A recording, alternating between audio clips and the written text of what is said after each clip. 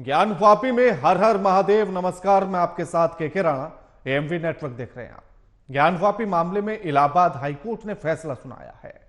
High court ने मुस्लिम पक्ष की याचिका खारिज करते हुए व्यास तहखाने में हिंदू पक्ष की पूजा को जारी रखने का आदेश दिया। इससे पहले वाराणसी जिला अदालत ने भी इस मामले में हिंदुओं के पक्ष में फैसला सुनाया था, जिसके खिलाफ ही मुस्लिम पक्ष इलाहाबाद हाईकोर्ट पहुंचा और यहां से भी मुस्लिम पक्ष को निराशा ही हाथ लगी।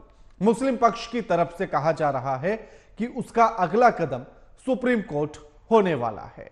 इसी मुद्दे पर चर्चा करेंगे, लेकिन उससे पहले ये रिपोर्ट देखिए।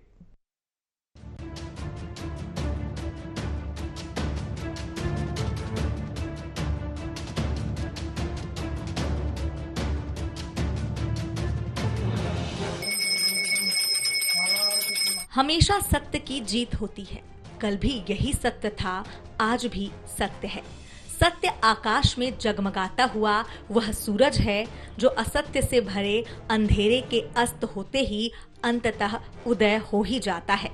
ये कल भी सत्य था, आज भी सत्य है और एक बार फिर सत्य की जीत हुई है।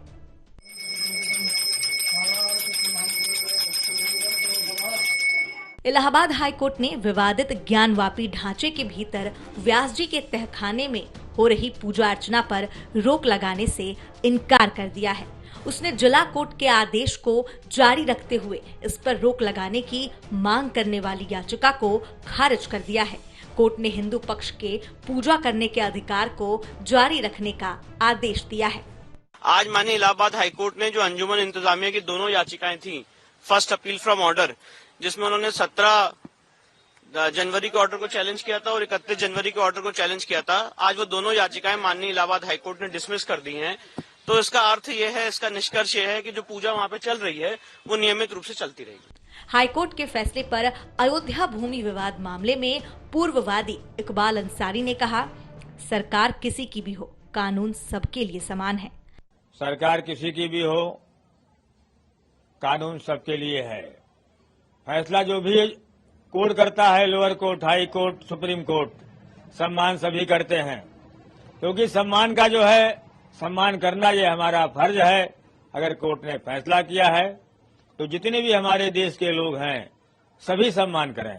हाईकोर्ट के इस फैसले को मुस्लिम पक्ष यानी अंजुमन इंतजामिया मस्जिद कमेटी ने स्वीकार नहीं किया है। अब इस फैसले के खिलाफ यानी व्यास जी के तहखाने में पूजा पाठ रुकवाने के लिए मुस्लिम पक्ष सुप्रीम कोर्ट का दरवाजा खटखटाएगा। इसकी पुष्टि खुद अंजुमन इंतजामिया मस्जिद कमेटी के ज्वाइंट सेक्रेटरी और प्रवक्ता मोहम्मद सैयद यासिन ने की है। दूसरी तरफ हिंदू पक्ष ने कहा कि यहाँ लगातार पूजा होती आई है, इसीलिए यहाँ पूजा जारी रहनी चाहिए। और वहीं इलाहाबाद हाईकोर्ट का कहना है कि वर्ष 1993 में मुलायम सिंह यादव की सरकार में ज्ञानवापी के भीतर पूजा पर रोक लगाया जाना गैर कानूनी था। हाल ही में ज्ञानवापी में किए गए एएसआई सर्वे की रिपोर्ट भी सामने आई थी। कई मूर्तियां और शिवलिंग मिले थे। माना जा रहा है कि इस निर्णय के बाद अब मस्जिद कमेटी सुप्रीम कोर्ट का रुख करेगी।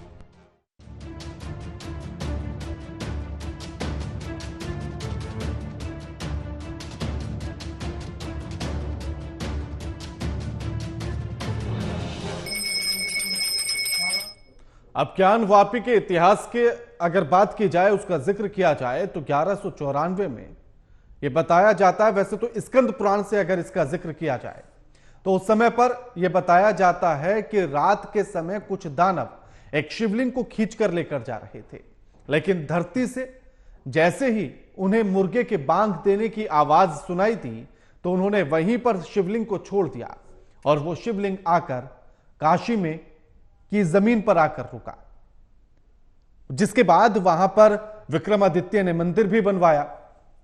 लेकिन उसी के साथ 1994 से इसका इतिहास अगर कलयुग को लेकर बात की जाए तो 1994 से शुरू होता है, जो इतिहास की एक किताब में उसका जिक्र भी मिलता है कि 1194 में मोहम्मद गोरी के सेनापति कुतुब उद्दीन ने सबसे पहला हमला किया और उस मंदिर को तोड़ा गया और वहां मस्जिद बनाने का काम शुरू किया गया। यह सबसे पहली बार था जब इस मंदिर पर हमला किया जा रहा था।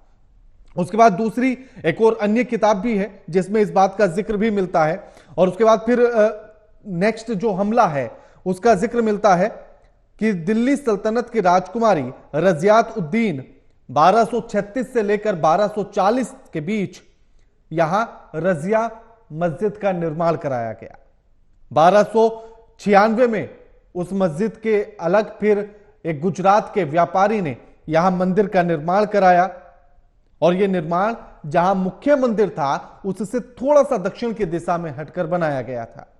उसके बाद फिर जौनपुर के सुल्तान महमूद शाह शर्की ने 1436 से 1458 में कई मंदिर तोड़े, और उनमें विश्वनाथ मंदिर भी शामिल था।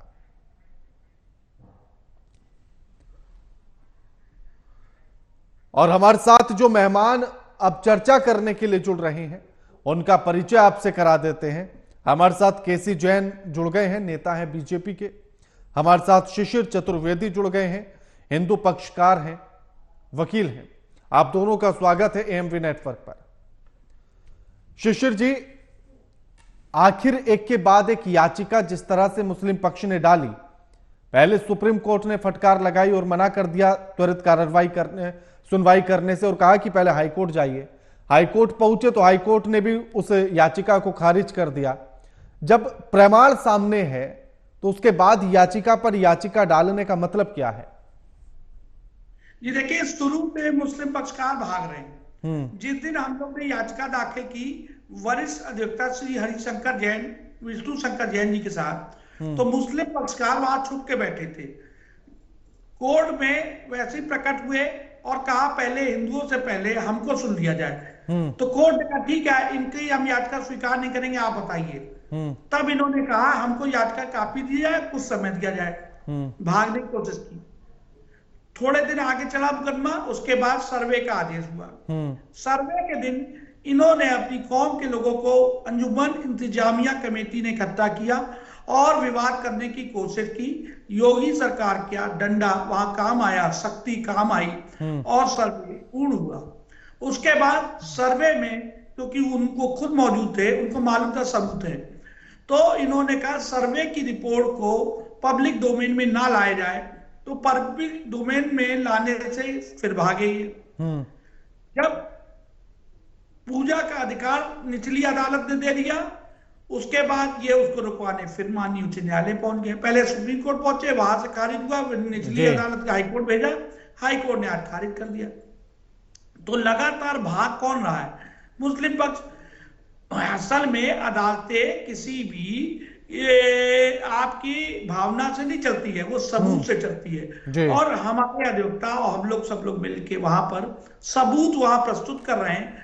जिस प्रकार से समाजवादियों ने और कांग्रेस ने हिंदू सनातन धर्म का मजाक उड़ाया, हमारे राम को नकारा, राम सेतु मामले में जिस प्रकार से राम को एफिडेविट देके सोनिया जी ने नकार दिया, तो आप सोचिए इसकी दूरगामी परिणाम क्या होता है। तो 1993 में पूजा बंद करा दी समाजवादियों ने, आज दोनों गठबंधन में हैं और हिंदुओं के लिए लठ पूजन करते हुए का इतिहास है। इन्होंने हिंदुओं के ऊपर लाठी चलाई, इन्होंने राम भक्तों को गोलियां मारी, सारे पाप तो किए। अब हिंदू समझ नहीं रहा है। इन्होंने राम को नहीं नकारा था, इन्होंने गुरु गोविंद सिंह की गुरुवाणी को नकारा। इन्होंने गुरुवाणी में जब लिखा हुआ है 50 बार, हजारों बार राम जी का जिक्र है, उस गुरुवाणी को भी नकारा। तो ये महापाप इनको कहां ले जाएंगे आप सोचिए। लोकसभा का चुनाव निकट है, लोग हिंदू वोटर देख रहा है कि क्या किया इन्होंने। आज कुछ वर्षों पहले जिन्होंने अपना धर्म तलवार की नोक पर डर के मारे धर्म बदल लिया, आज वो नकली मुसलमानों को सीख लेनी होगी।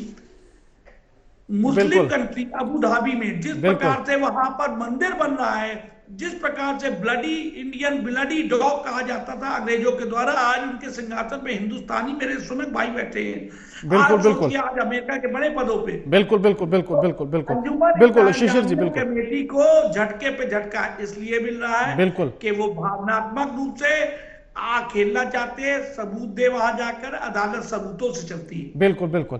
केसी जैन साहब, जब ब्रिटिश के आर्कियोलॉजिक और आर्किटेक्ट प्रिंसेस यानी कि जेम्स प्रिंसेस इस बात को बता चुके थे 1831 में लिथोग्राफी के द्वारा कि मस्जिद में जो निर्माण कराया गया उसमें मंदिर के अवशेष मिलते हैं, मंदिर के अवशेषों से ही मस्जिद का निर्माण हुआ है। अगर 1831 से हमारे पास प्रमाण हैं और मौजूदा समय में एएसआई सर्वे भी यह कहता है कि उसमें मंदिर के अवशेष हैं, तो फिर इतनी आपत्तियां क्यों हैं? राणा साहब, एक तो आप एक अच्छा विषय लेकर के आए हैं, उसके लिए आपकी पूरी टीम को, आपके चैनल को आपको बहुत बहुत धन्यवाद कि आपके इस चैनल के माध्यम से लोगों को, दर्शक सच्चाई को जानेंगे, उससे रूबरू।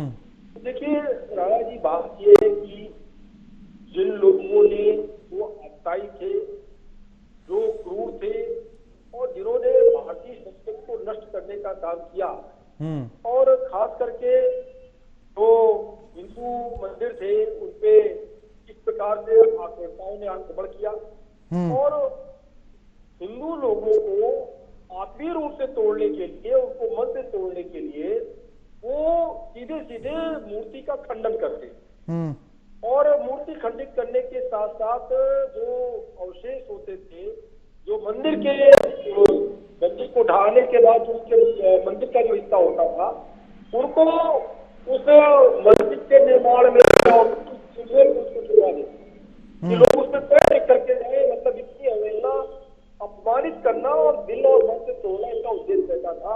उन आतताइयों का, उन आक्रांताओं का, उन विद्रोहियों का। और आज हम लोग कैसे लड़ रहे? हम लड़ रहे हैं कलम की ताकत से, हम लड़ रहे हैं संविधान की ताकत से, हम लड़ रहे हैं एक न्यायपालिका की ताकत से।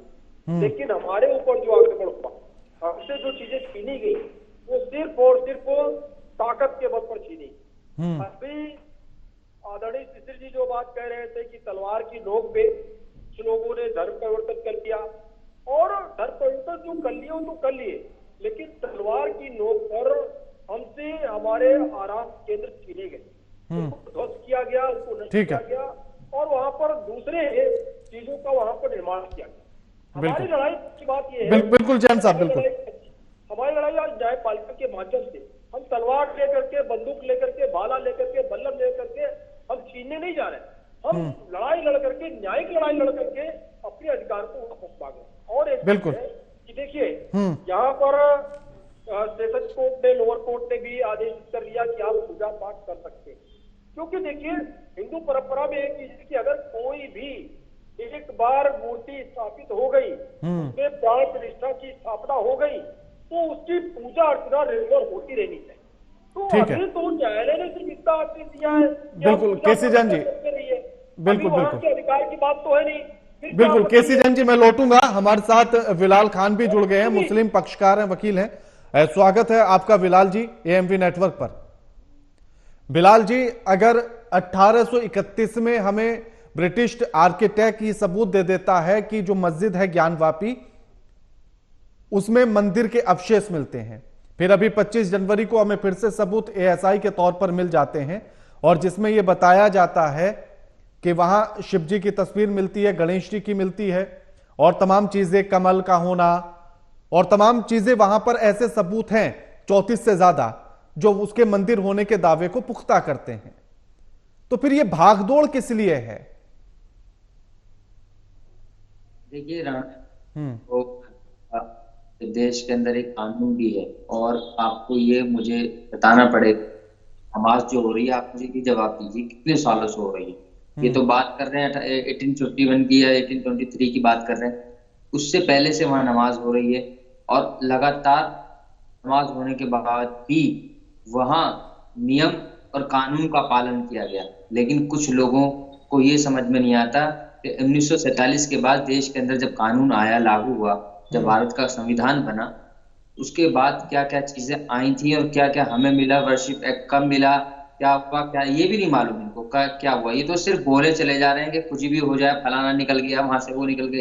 अरे कोई ना पूजा होती थी वहां कभी, ना कोई इस तरीके की बात होती थी। लेकिन आज आपको मानना पड़ेगा, जो देश के अंदर हुकूमत कर रहे हैं, जो देश के वजीर आजम है, जो लगातार एक धर्म की बात करते हैं, बात कहते हैं सबका साथ सबका विकास, और सबके साथ चलने की बात करते हैं, लेकिन क्या हो रहा है, आज देश के प्रधानमंत्री जो है हर जगह जा जाकर पंडित जी बने, आचार्य जी बने हुए, बाबा बने हुए, मंदिर, एक बार मस्जिद भी चले जाइए जरा। नहीं, लेकिन बिलाल जी मस्जिद उसी तहखाने में, व्यासजी तहखाने में पूजा तो अंग्रेजों के समय से हो रही है।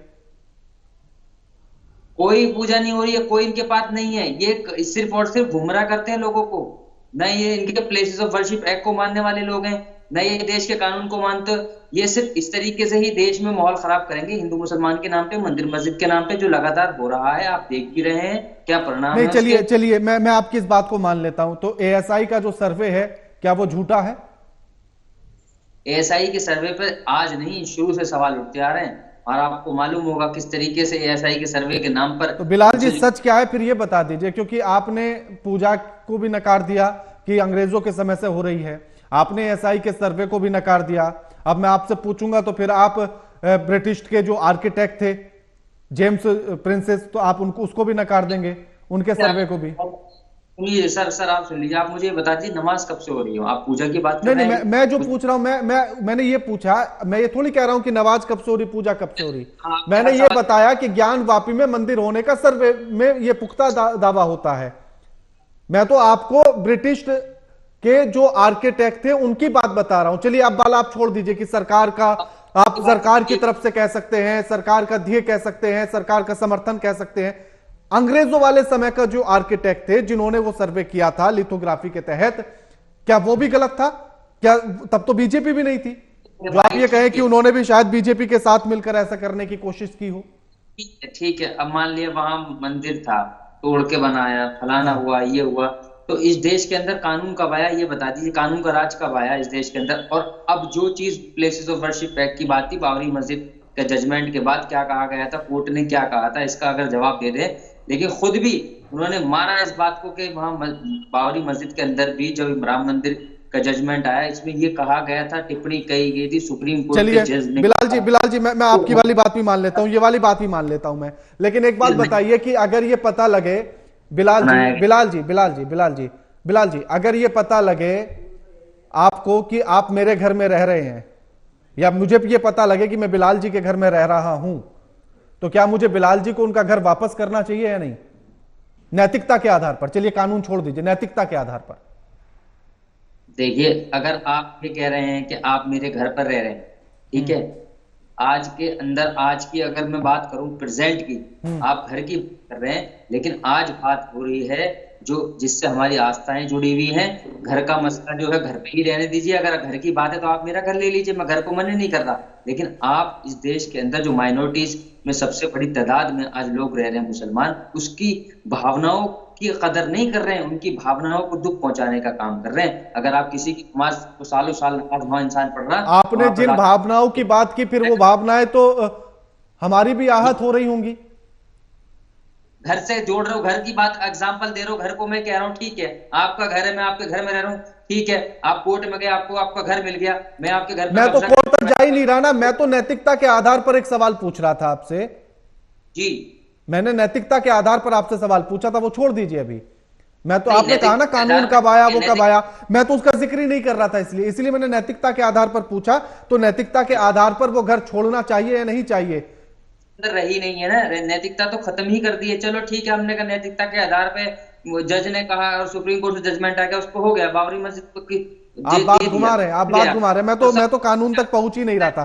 ठीक है शिशिर जी, उनका कहना है कि अगर वर्शिप एक्ट आ चुका है तो फिर उसके बाद इस तरह से भागने की जरूरत क्या है?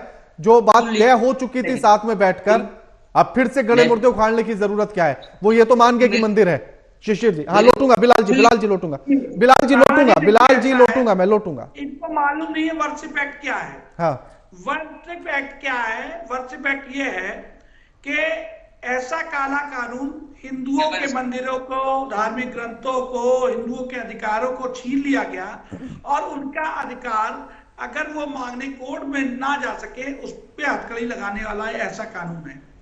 उसमें कहा गया ये कि 1947 में जो उसका नेचर है स्ट्रक्चर का, वो जैसा है वैसा रहेगा। ये है वर्शिप एक्ट। अब 1947 की बात छोड़िए, जब 1993 में समाजवादी ने पूजा बंद कराई तो ये सामने 1993 का सबूत है। ठीक है, तो वर्शिप एक्ट यहाँ लागू नहीं होता है इस वजह से। दूसरी बात आपको बता दूं, ये राम जन्मभूमि में जो वहां पर के मोहम्मद जी ने रिपोर्ट लगाई थी, वो एक मुसलमान थे, सच्चे मुसलमान थे, उन्होंने रिपोर्ट लगाई, उसको ये नकारते हैं। काशी में ये अधिवक्ता है, ये सबूत नहीं देख पा रहे हैं, अब ये कह रहे भावना की बात। अदालत भावनाओं से नहीं चलती है, सबूतों से चलती है। एक बात और, इस देश में चंद सालों पहले इस्लाम कबूल करने वाले जो तलवार की नोक से जिन्होंने इस्लाम कबूल कर लिया, ये नकली मुसलमानों को असली मुसलमानों से सीखना होगा। असली मुसलमान कौन? जिन्होंने अबू धाबी में मंदिर के लिए जगह दी, बड़ा दिल दिखाया। आप चले जाइए इंडोनेशिया में जो राम को पूज रहे हैं, और ये नकली मुसलमान इस देश में जो हमारे भाई थे पिछड़े हुए, जिनको हम फिर से गले लगाने को तैयार हैं, वो ये नकली मुसलमान राम को निकालते, वजू खाने को ये। ठीक है शिशिर जी, हाँ ठीक है, समय भी कम है मेरे पास, बाकी दोनों मेहमानों से भी टिप्पणी लेनी है। हाँ शिशिर जी, हाँ बिलाल जी आपके पास लौटूंगा। केसी जैन साहब, अगर वर्शिप एक्ट आ चुका था तो उसके बाद अब भागदौड़ करने की जरूरत क्या है? यही सवाल बिलाल जी उठा रहे हैं कि अब अगर वर्शिप एक्ट आ चुका है, भाईचारे से रहने दीजिए। देखिए राणा जी कि यहाँ पर तो ये बात है कि जो है मीठा मीठा कब कड़वा कड़वा थू। तो अगर व्हीकल एक्ट है, व्हीकल एक्ट के अंतर्गत अगर आप हेलमेट नहीं लगाएंगे, सीट बेल्ट नहीं लगाएंगे तो आपका चालान भी होगा। लेकिन आपको ये भी दिया जा रहा है अधिकार कि अगर कोई आपको गलत तरीके से गाड़ी चलाते हुए, ओवर स्पीड में गाड़ी चलाते हुए कोई आपको कुचल देगा तो आपको मुआवजा भी मिलेगा। तो दोनों चीजें माननी पड़ेंगी ना। लेकिन यहाँ पे क्या है कि चालान नहीं कटाएंगे, लेकिन अगर कोई किसी ने तेज स्पीड गाड़ी से टक्कर मार दी तो इतनी बात मानेंगे। तो कानून पूरा मानना पड़ेगा। हम लोग न्यायपालिका में इसीलिए गए हैं और न्यायपालिका ने इस रिट को स्वीकार किया है, उसके बाद में आदेशित किया है ना। ये तो न्यायपालिका निर्णय लेगी कि यहाँ पर वर्शिप एक्ट लागू होता है कि नहीं लागू होता है। अगर कोई एक्ट है उसको तो न्यायपालिका पूरा, और जिस समय रिट पड़ी, रिट एक्सेप्ट होने से पहले उस पे इन्हीं चीजों पे मंथन होता रहा, कई सारी डेटें होती रही, उसके बाद में रिट एक्सेप्ट भी हुई और आज पूजा का अधिकार दे दिया है। देखिए कोई जो बिल्डिंग है वहां पे जो एक विवादित ढांचा वहां पर खड़ा है, उसको ध्वस्त करने का आदेश नहीं हुआ है। तो आदेश सिर्फ इतना हुआ है कि आप उसकी पूजा करिए। और एक चीज है कि 93 से पहले भी वहां पूजा होती रही। बिल्कुल बिल्कुल बिल्कुल, ये बात मैं कर चुका हूँ, ये बात मैं कर चुका हूँ केसी जैन साहब। हाँ बिलाल जी, बिलाल जी, हाँ जैन साहब समय कम है, जैन साहब समय कम है। जैन साहब जो बातें आप कर रहे हैं वो तथ्य मैं रख चुका हूँ। जैन साहब